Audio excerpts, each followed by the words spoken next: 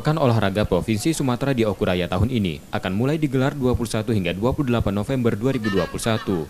Sebanyak 38 cabang olahraga yang rencananya akan dipertandingkan pada Porprov Sumsel Okuraya.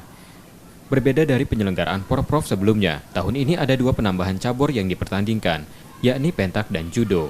Namun 2 cabur itu berstatus eksibisi.